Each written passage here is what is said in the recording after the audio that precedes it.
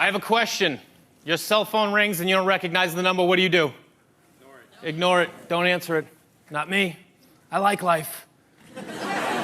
The other day, my cell phone rang 917. That's a New York number. I didn't know who it was. I picked it up anyway. I hit talk. I said, hello. Guy in the line goes, hey, Bruce, what's going on? My name's Jay, not Bruce.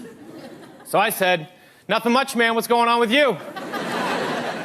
And he said, I'll tell you what's going on. I just got an email about the budget. It's supposed to be $15,000. Now it's $10,000. And I'd like to know what's up.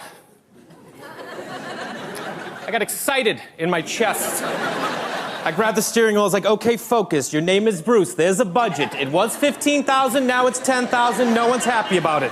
That's all we know. That's all we know. So I just repeated back to him what he said to me. And I go, 10,000 is supposed to be 15,000. He goes, yeah, I know. Well, I just got an email, and now it's 10. I go, listen, man, I don't know what to tell you. I've been on the road all day. I haven't even seen it. And he goes, did you send this out? I give him some attitude to Bruce. I didn't like it. I said, listen, man, the budget was $15,000. We had a couple extra expenditures. It went up to $16,200. I reworked it, got it down to $14,700. I had $300 to play with, so I called it $15,000, and I sent it out. And he goes, yeah, well, now it's 10, man. And I was like, oh, my God, that worked. That worked. Phase one complete. Phase one complete. Like, now I'm in the door. I have a 401k. I was at the Christmas party, okay? So he goes, did Larry okay this? I go, listen, man, I took the budget to Larry. Larry said it looked fine, but I knew it was my ass on the line, so I ran it by Jennifer, just in case, just to double check. Jennifer said it looked good. I sent it out. He goes, yeah, well, now it's 10, man. And I realized this guy has no idea what's going on over there. He hasn't talked to Larry. I know he hasn't talked to Bruce. He doesn't even recognize my voice. I know he didn't talk to Jennifer. I just made her up. So he goes, listen, man, what are we going to do about this? And I go, listen, I'm on the road right now. I haven't even seen the email. Why don't you give Larry a call, check in with him, see what he says, call me back. Just praying he will, because that return phone call was going to be amazing.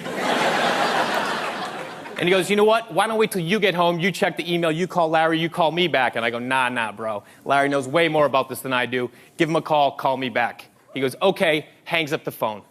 To which I explode with euphoria. Because there's a small business in New York that is crumbling to the ground. Over $5 grand, and nobody can find Jennifer. They're looking. I get home, I'm so excited, I take out my cell phone, I'm like, you know what, I'm gonna save that guy's number, give him a call in a couple days, touch base, you know what I mean, check in. See where we're at, you know? So I save it in my phone under random guy. That's what he is, he's a random guy. 4 or 5 days pass, I forget about it. Laying on my couch, watching the ball game, phone rings on the dining room table. I get up, watching the game, grab the phone, watching the game, look down, random guy. But it's been a couple days, you know what I mean? So I'm like, random guy? Who's random guy? Like, who would even have random guy as their name that comes up? And then I was like, random guy!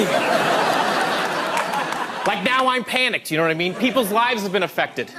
It's only $5 grand, but I don't know how big that company is. But I'm addicted to it. You know what I mean? I started this thing. I need to see it through. So I put my earbuds in, just get a little distance, you know, just get a little space. And I hit talk. Same guy goes, hey, Larry, what's going on? Yeah, now he's calling me Larry. He knows something's up, but I'm not about to back down. I go, nothing much, man. What's going on with you? And he goes, well, I got us on conference call with Janelle and Marie. And I was like, okay, here we go. This is why we play the game, you guys. This is why we play the game. So I go, welcome to the call, ladies, as if to say, welcome to the show. You know what I mean? Here we go. Marie takes the lead. She goes, hey, Larry, what time is it where you are? I live in LA, they're in New York, it's 5:30, so I go, 8:30. It's 8:30. She goes, really, what's the weather like? And I was like, oh, weather's nice. She goes, you know, this doesn't sound like Larry. And I go, oh, yeah? Who's it sound like? And a random guy chirps him from the back, and he goes, sounds like Bruce! Sounds like Bruce! Like he's gonna blow this case wide open. And I go, listen, guys, this isn't Larry, and it isn't Bruce. And Marie goes, who is this? I said, I'm just some guy who had nothing better to do than to mess with you guys.